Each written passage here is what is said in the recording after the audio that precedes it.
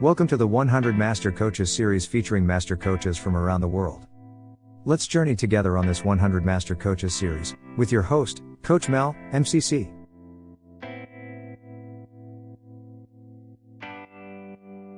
David Ribott is an accredited non-executive board director and a multi-award-winning executive leadership coach, renowned for his transformative impact on boards and leadership teams across EMEA and APAC. As the founder of David Ribott International, he combines the precision of a former semi-pro athlete with deep expertise in corporate governance and fiduciary duty to unlock leadership potential and drive organizational excellence. With over 5,000 hours of coaching experience, David specializes in navigating rapid change, enhancing board and team performance, and designing tailored strategies that empower leaders to exceed their own expectations. Now on to the show. Hello, and welcome to the 100 Master Coaches Show. This is Coach Mal, and today on the show, all the way from Abu Dhabi, UAE, please welcome David Ribott. Thank you. Thanks for the invite. I really appreciate being part of the list and being able to talk to your viewers. Well, it's my pleasure.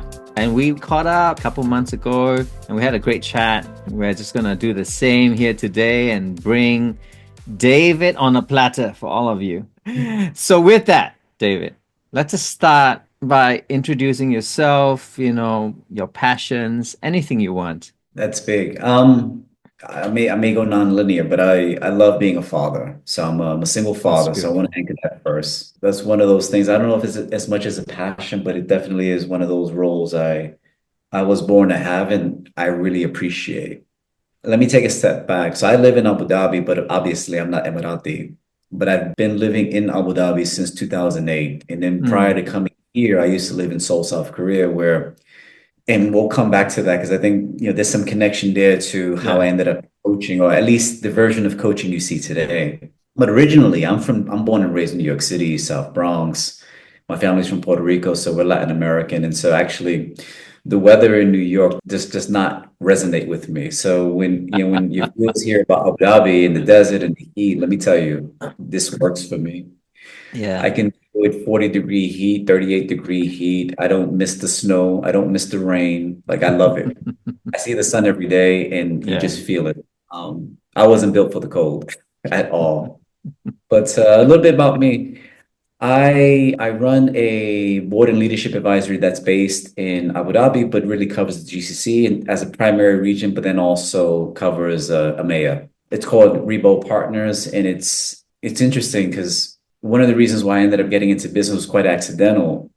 But the reason I stay in business is because, and I don't know how you feel about this, but there are a lot, whether it's coaching or consulting, advisory space, I fundamentally believe in partnering with clients. So much of what I noticed early on were a lot of bad actors in the marketplace. And so part of the reason why I entered the marketplace and part of the reason why I stay in the marketplace is to help clients figure out what value looks like, while at the same time really speaking to bad actors in the marketplace, really positioning themselves as experts, but not really delivering or dare I say, not operating of high integrity. So that's a non-negotiable for me, real non-negotiable. And I think, actually, I guess this does answer your question. I think high integrity really is a passion. So whether it's coaching, whether it's advising, whether it's in my personal life or professional life, it's high integrity, with compassion and all these other things, but high integrity is just non-negotiable. And you see straight away when you're with someone who is vacillating and not sure where they land. It's a difficult place to have that kind of conversation, whether it's whether it's socially or in a personal context. Like, it's just hard to BS that. It kind of reminds me of like going on a merry-go-round. It's like it gets you nowhere. It just goes round and round, right? Until it stops or until you get off the ride. You know what I mean? In that sense, it's soul sucking. To your point, like there is no replenishing of the relationship. There is no feeding of the soul. It's just complete depletion. And I'm at a place now where I can see it a lot faster. I think the difference today is I am not dismissive of those moments. I try to meet them in the middle where there's a bit of humanity, because there's always some window of humanity. There's some shared common goal and some common purpose. So I try to aim there. I'm tempted to ask you in the relation of work, right? When you're talking about all that, I mean, it's prevalent out there where people say, you know, our culture is focused on our people and bringing out the best in people. And then in reality, the culture actually is very toxic. It's very non-human based, if you know what I mean. It's always just about numbers and KPIs performance. What do you say with that? I mean, I'm sure you do come across organizations like that, and whether you and I choose to step into it and be the change, or do we kind of walk away from opportunities or situations like that? What do you think? I'm a high performance guy. I originally come from sports, Mm-hmm. so the figure of athlete development always made sense to me. And then if you couple that with on my father's side of the family, it was a military family, and so while I didn't join the military, and it wasn't really I wasn't hit over the head with it through osmosis.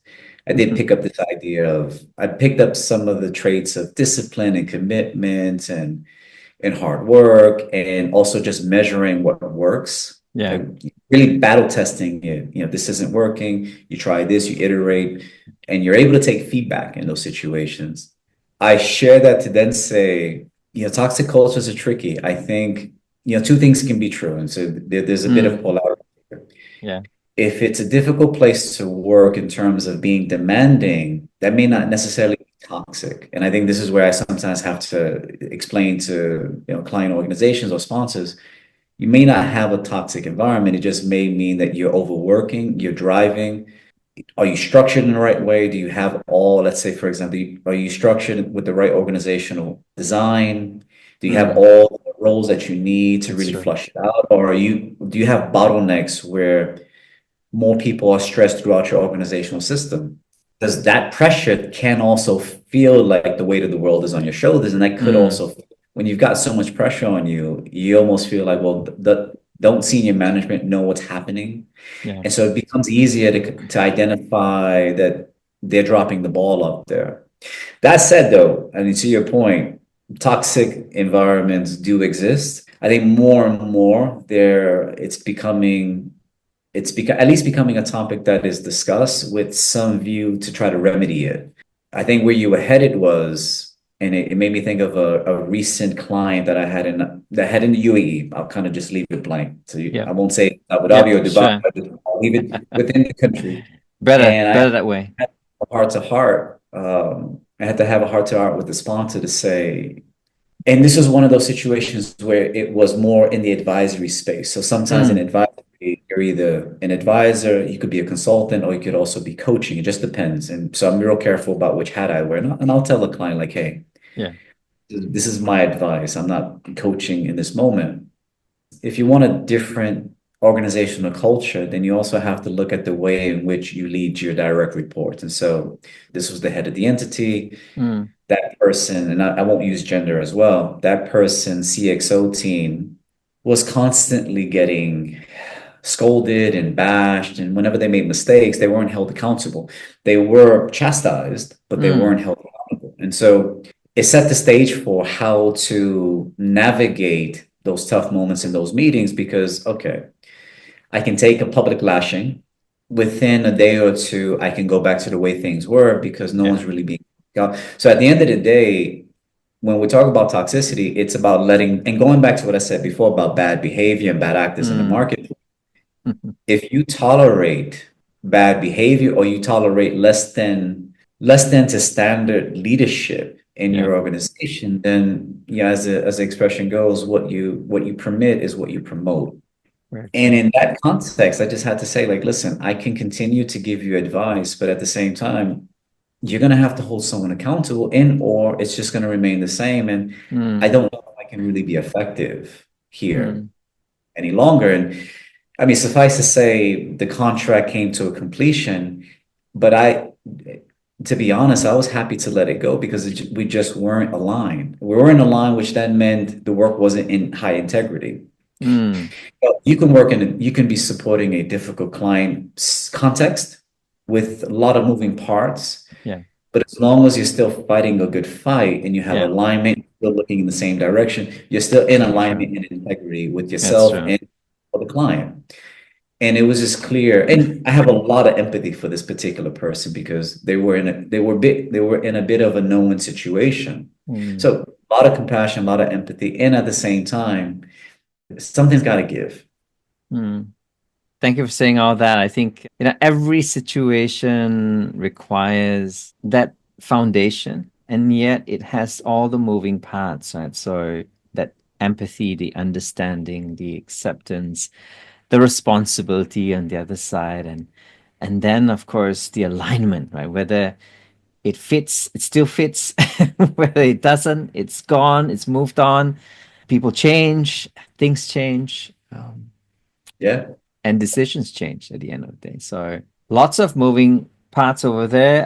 Love to come back to the fact that you were exposed to all of that, and what kind of drew you into this coaching space. Purely accidental. Purely accidental. I came out of sports, love Mm, sports, played American football to a high level, played semi-pro. wow. And as I was a university student, I was working at the West Side YMCA on 54th Street in the city. And that's when I started to coach kids in Mm, sport. And that transition into sports coaching was it was really meaningful because it coupled well with my background in education. So in another life, many, many careers ago, I studied education and I worked yeah. in the New York City public school system where I was both a classroom teacher, but I also worked in violence prevention. And I'll come back to that, which really means mediation, Mm, New York City public schools, quite violent, metal yeah. detectors, like, and this is back in the late 90s, early 2000s. Mm, And so, and I was also a product of that school system. So I knew it really well. So between the two, sports coaching was quite nice because it was at an age where I resonated with the kids because my background was secondary anyway. yeah. It wasn't primary, but it was secondary. Preteen until high school was really my sweet spot. Yeah. And I think that was where I really enjoyed, because once I stopped playing, I really enjoyed the coaching side of things. Fast forward, when I leave New York, I'm living in Korea, and it's the first time I understand that you can work abroad, and I'm consulting at Samsung, and I start to realize, oh wow, the way that we develop athletes and the way that we build teams, not too far off from the way that we develop leaders. We Mm, just use different language. The constructs are very, very similar in the way that we yeah. develop, practice, and then we go live. I think the difference between, sports or the military, because sports and military have this foundational relationship. A lot of what we do in sports comes from the military. A lot of the psychometrics or the ways that we identify talent in corporate come from the early investment of the US Army investing in psychometrics and really predictable analysis Yeah. of behavior under the most extreme conditions. I started realizing, oh wow, this thing called leadership development is kind of cool. And while I was there, I was able to get trained in the original model of grow. So I was able to use some of those coaching skills very different than sports coaching, because in sports coaching, you're a bit of a coach, you're a bit of a mentor, you're also a bit of a teacher. So you span the horizon of all the needs at the same time. Whereas Yeah. with executive coaching, what I saw straight away was the structure to get the client from this space to this space and how you ask questions.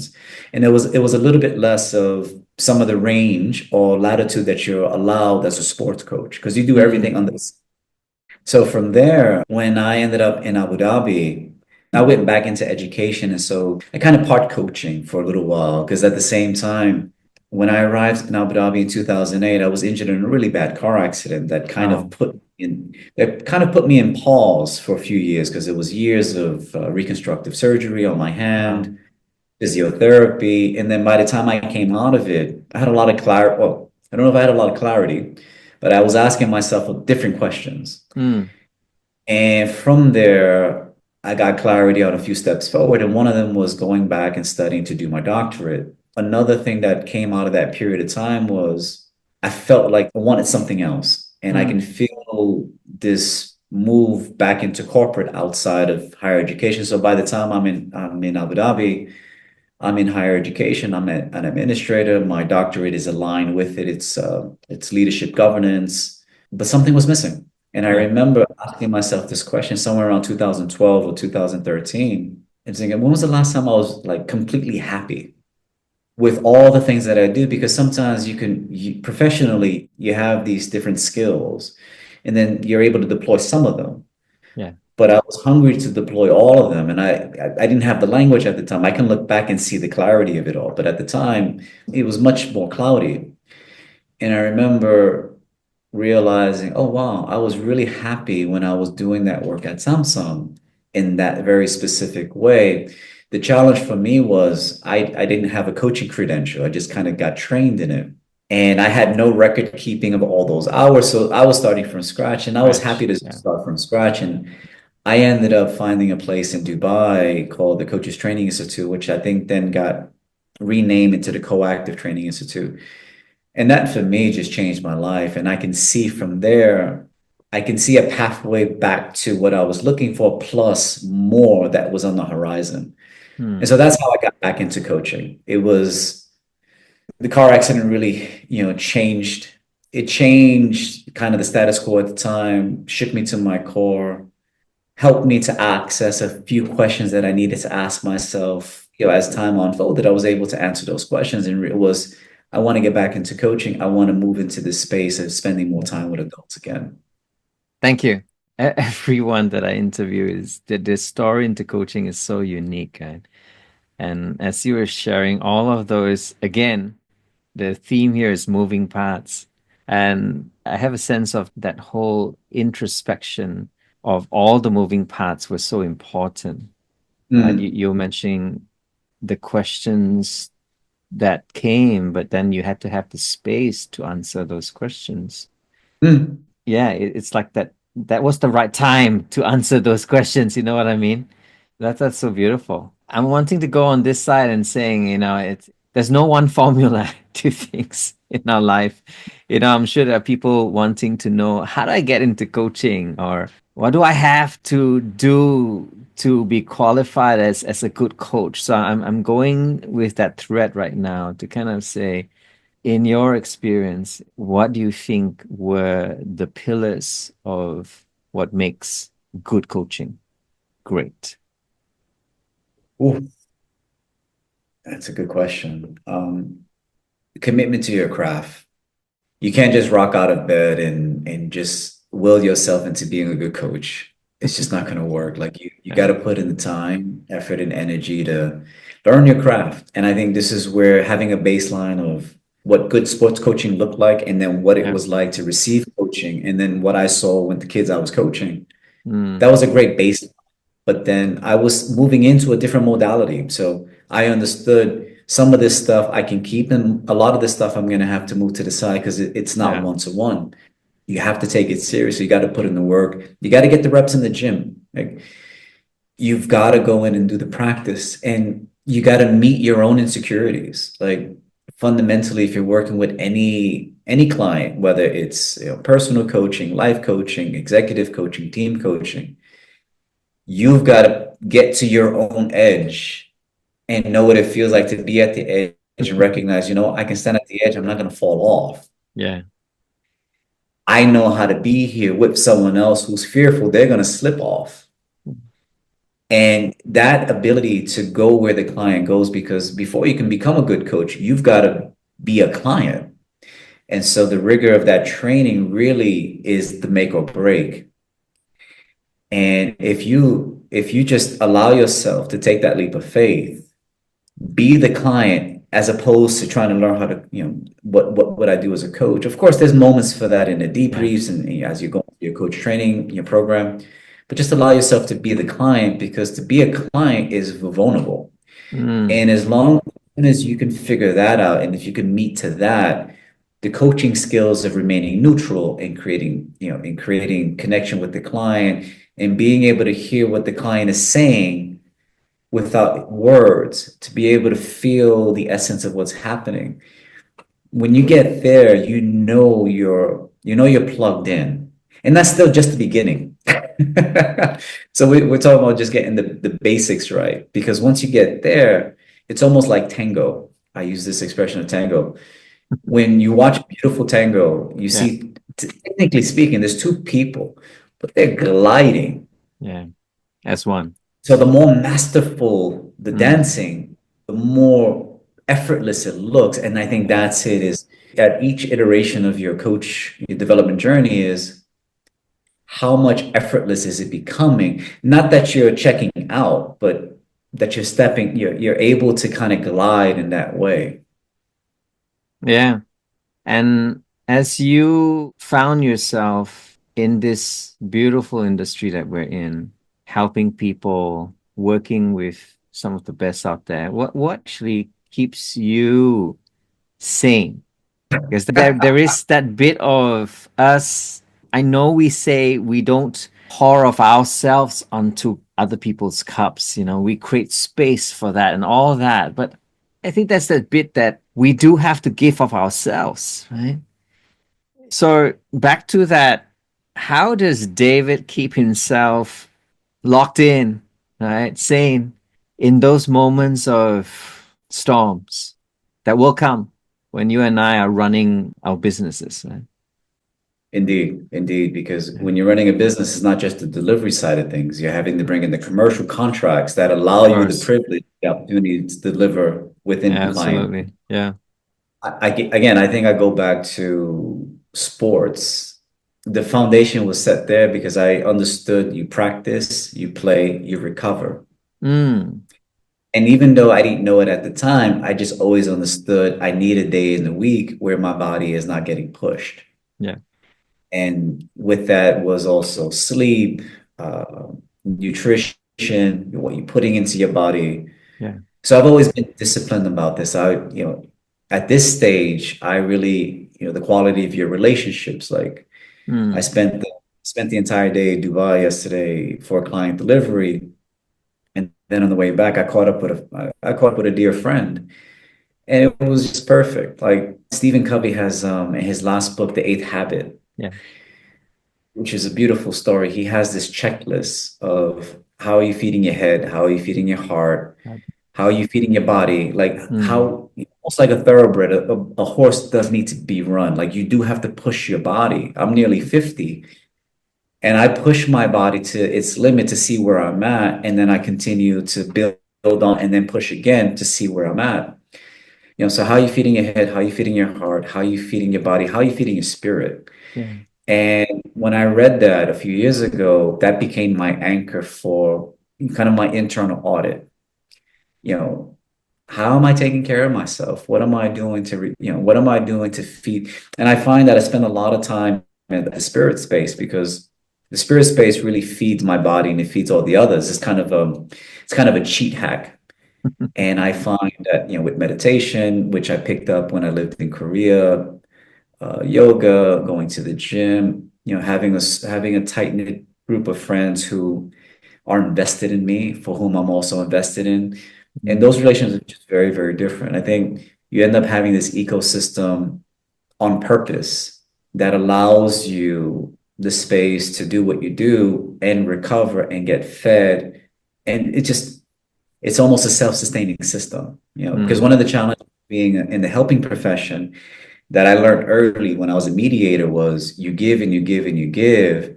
And a client of mine, who I've been with for a while now in Dubai, said, "Man, they took me out for lunch." And that's quite nice because then you just get to be a little bit more normal yeah. and you just talk about anything. And it's not a coaching conversation. They had asked me, like, who do I go to? They go to me, but like, who do I go to? And they hit the nail right on the head because they Yeah. recognize that the range of what we do, because as a child, my father was a family business owner, and I understood how family business worked. You can't separate family or your role in the family from the business. And so when I look at my corporate or my government clients, you can't separate their role from the organization, from their role at home and what's Mm, happening at home. So, we span everything. And so many of yeah. my senior leadership clients have experienced divorce or on their second marriage or third marriage. And so there's a lot of context. Some have access to seeing their children, some don't. It's heavy. It's heavy. It's absolutely heavy. So early on, I remember in one of my coach training sessions, I came up with this metaphor for how heavy the work can be because you're in service there of the client, to kind of the analogy of being a miner and going underground, mining for whatever it is, coal, going in clean, but coming out filthy. Now, and it doesn't mean that you're dirty, but you're coming out with the requirement to scrub it off. And as a metaphor, I used to use that because the challenge is you go into coaching or you go into these situations where you're in service to the client. You go in clean like a miner would. You come out with some of the soot and the residue, and you have to have some kind of protocol to be able to get you back into balance and equilibrium. And the challenge is, at least with a miner, you can physically see it.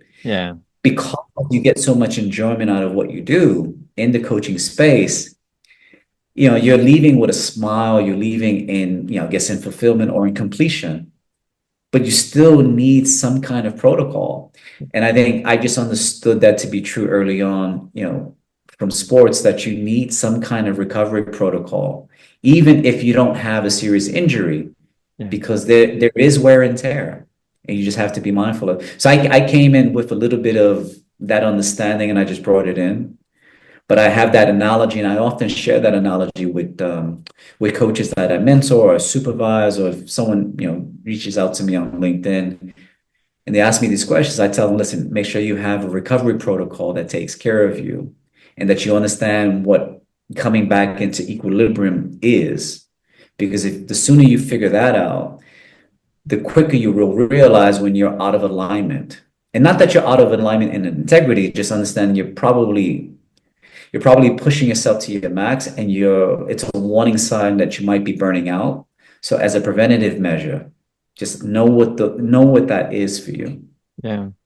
Thank you for sharing all of that. Love the analogy, and everyone's going to take it a little differently because all of our lives are a little different. And yet the similar thread is that words that you use, the recovery zone, is so important, and not just going into that when we are hurt, doing a preemptive so that we have that in the rhythm of things. We can practice what we preach in all honesty, in every area. Yeah, wonderful. And just to that last point, in case this benefits your audience, I have a go-to when I'm having a tough day. And I find that if I'm having a tough day, and by tough, I mean I'm not in balance. As soon as I'm done with the day, I go for a run. And I live near the water in Abu Dhabi. Go for a run outside near the canal, 30, 40 minutes, I come back. Whatever it was is gone. So we all also have a go-to that is failure proof. So also identify what that is. I love it. Right after this recording, I'll be doing my walk. So mine's the walk. Walk in the bush. It's funny. I do the run for myself, but I do the walk at night with my son because it's a little trick that I've learned. So if I ever ask him, I come home from work and he's here from school, how was school? Good. What'd you do today? Nothing. I say, okay, buddy, let's go outside. Let's go for a walk. Let's go for a walk. But he takes his bike and I run with him, and then he doesn't stop talking. So for some reason, it's a go-to to get him to also open up, and it's a go-to for me to recover, get back into baseline. And another thing too is it's not an accident that I run by the water, because water for me is also an energy source. So just kind of also understanding is an energy source for your nature. Then what is it? Is it the desert? Is it the beach? Is it the sand? Is it the mountains? Do you need to go hiking? Whatever that thing is. Yeah. Just gonna flow through to your journey towards mastery. And I know that's an open question, because mastery is not a destination, right? It's a continuous growth journey for all of us. And love to know when you realize that you've come to that place. Obviously, with the ICF, it's called the MCC. Yeah. But you and I know it's more than just the titles. When did you first realize the need for something more in your journey of coaching? Mm. When I changed careers and I left higher education, so Mm, this safe, career track that I was on with the doctorate, like it was just going to happen. Once I left, mm, I dove into the world of professional services where I took all of my skill set in coaching to kind of work in the space of client advisory, leadership development firstly, then extended into board advisory. I dove into it. So I think for a period of about 5 or 6 years, I trained in one model, trained certified, trained in another model. So from 2013 to about 2016, I dove all the way in. And I think that was my way of mm, really committing to the craft of the work. There's a piece of me that most people don't know. I love art, and I see the work through the lens of both a practitioner but an artist. And I was looking at all these different modalities and ways you can bring them together because as a former educator, you're looking at casting a wide net and then trying to pull it together and curating an experience. mm, And so whether it was getting trained in traditional executive coaching or strengths coaching or relationship coaching or organizational coaching. I was enjoying the process of one, learning and growing, practicing, building more muscle, but then also weaving it all together. By the time I brought my head up and I was able to look at where I was already at the threshold for submitting my portfolio for MCC. And I hadn't done that on purpose. It's kind of like flow. I went mm. into it so much that by the time I brought my head up, Yeah, I was at 3,000 hours. And I thought, how did that happen? yeah, Because it was on steroids. It was just on steroids. And I think that for me was just reconfirmation that I had made the right choice because there was a piece of me that when I left my doctorate and I left higher education, I wrestled with the idea of did I make the right choice? And there was a mm, little bit of insecurity also around I left my doctorate, but I had the capacity to finish it.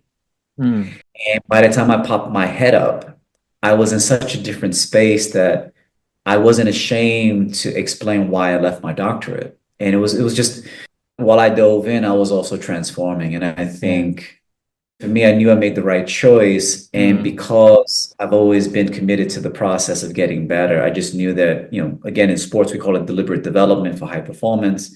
I wanted to continue to challenge myself. And it just naturally ended up, I was at the threshold of MCC, which was hard, by the way, because all of your training until that point, you also have to let go of some of it to yeah, onboard something else.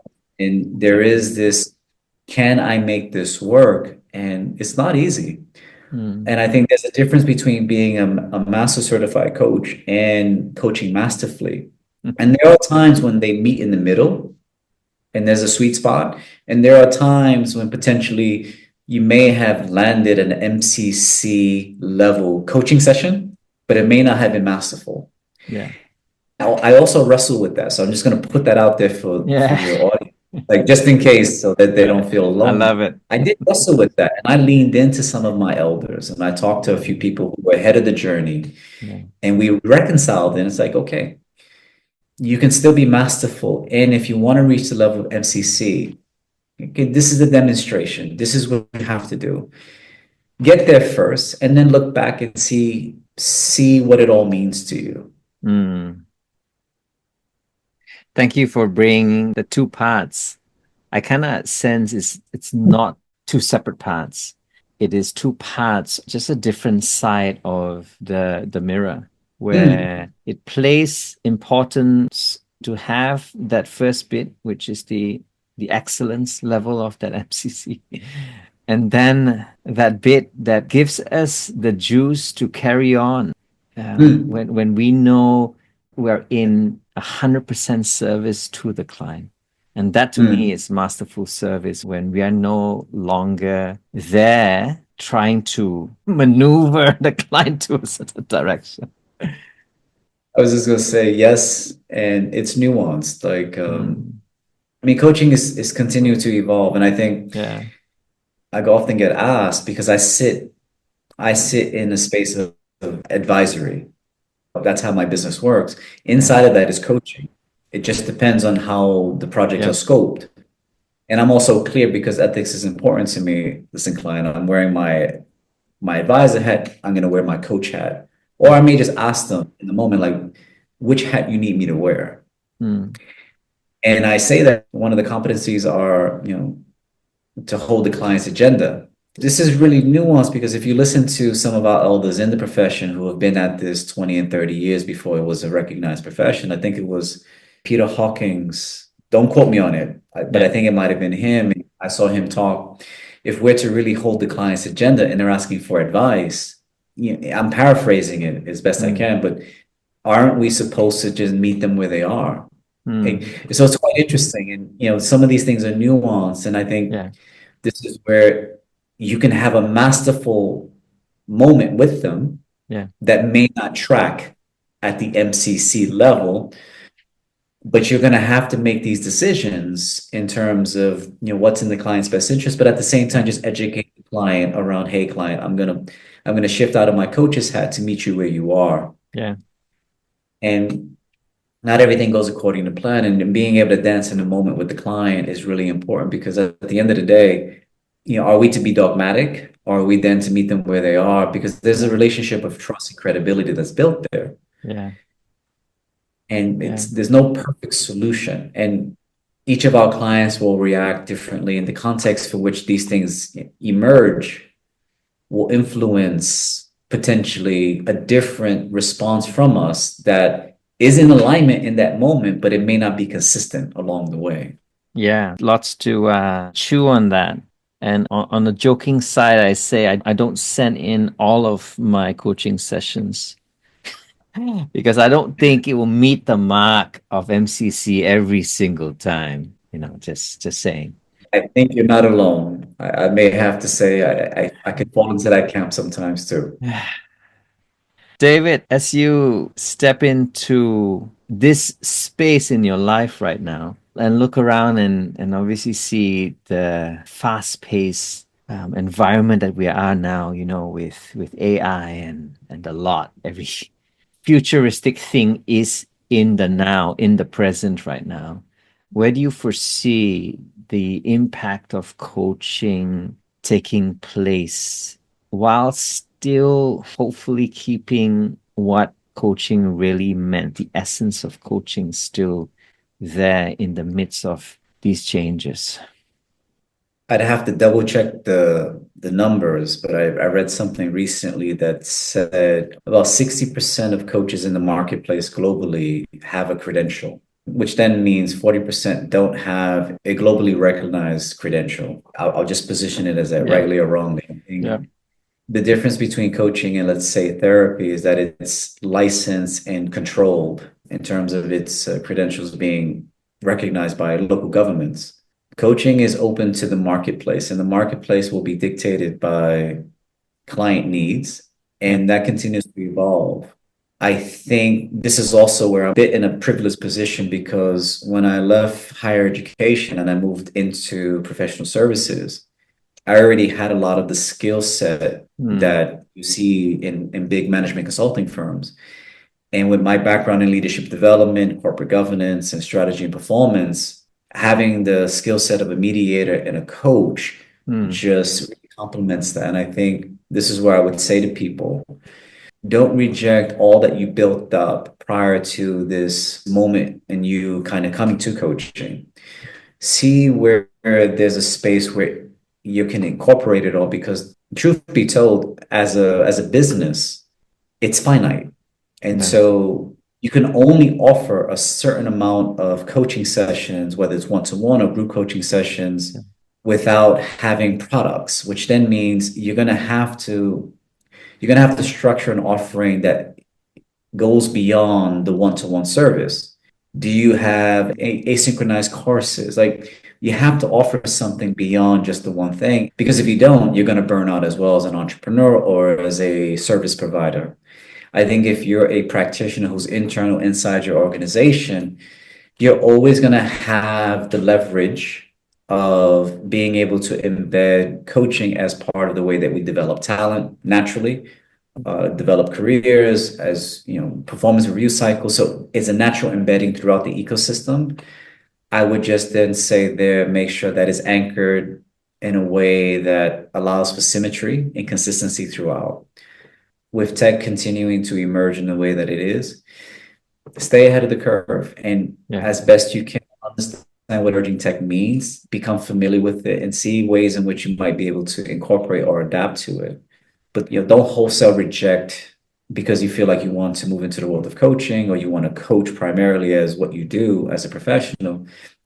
Don't discount all the things that you come with because they all add value, because that all makes up who you are. Because at the end of the day, whether a client is hiring for a coach or a consultant, all the big firms do the same thing, whether it's a McKinsey or a BCG or a Korn Ferry or a Heidrick and Struggles, or pick one. What happens is a client is actually hiring the person across from them, which then means, who are you? Why do you do what you do? And the cleaner and crisper it is why you do what you do, the service you provide, and the value you add to clients, that then just becomes your value proposition. And I would then say, always remember and anchor to that, because if you lose sight of that, it's going to become a bit more muddled what you offer, and clients won't really know what you stand for and what it means to work with a Mel or what it means to work with David. Yeah, knowing yourself, knowing what you offer, being comfortable with that, grow and continue to integrate all the other stuff that you're learning along the journey, and obviously at the focus of servicing and putting your customers or your clients first in everything. And on that, you said something and it just sparked a connection I forgot to say earlier. Don't be afraid as well to stretch into new areas where some of those skill sets can benefit here. I actually was trained as a mediator first before I trained professionally as a coach. I think CTI does it beautifully in terms of the way that they teach listening, level 1, level 2, and level 3 listening. It was done in such simple terms. It was so profound. My background in mediation, when they're training you on how to be a neutral, is really, really, really solid. And so don't be afraid to see what a different industry or a different practice offer into your current practice as well, because you'd be surprised. You'd just be surprised. Yeah, never discount all of that. Be brave to bring it in, right? To find yourself along the journey, challenge yourself along the journey, I like to say. And of course, land in a place where you're brave enough to face your own insecurities and still choose to live and serve the people around you. It's a nice way of putting it. Yeah, just this constant check-in. And I think sometimes you can lose sight of that, is just having this constant check-in with yourself. Is this still working for me? And what needs to be true for it to continue to still be something that I love? Yeah. Well, David, I really appreciate your time and all you've shared. Thank you for going deeper than you obviously need to. And I'd like to just say, if there's any last words that you want to share with the listeners, what would that be? Well, thanks for the invite. I'm appreciative to be able to speak to your audience and to have this conversation with you.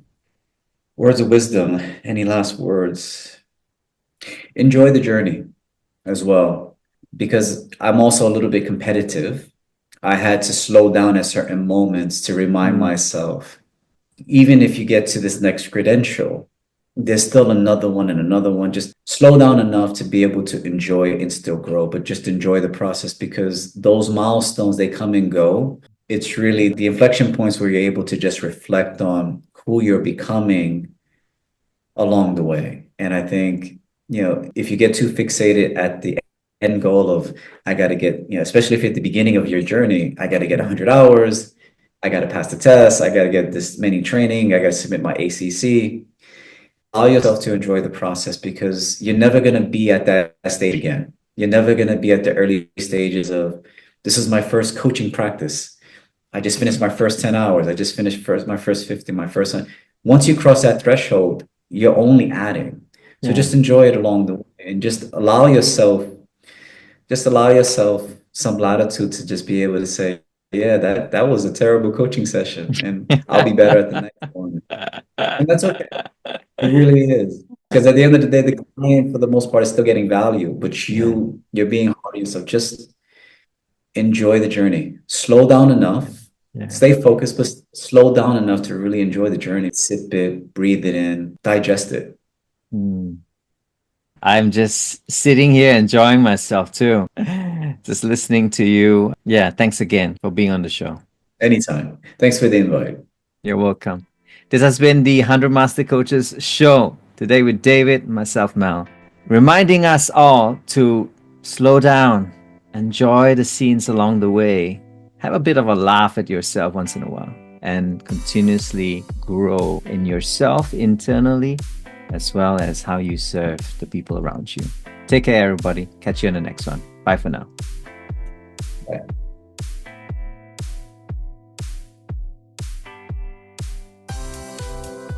You have been watching the 100 Master Coaches series with your host, Coach Mel, MCC. Brought to you by Catalyst Coach. www.catalystcoach.live.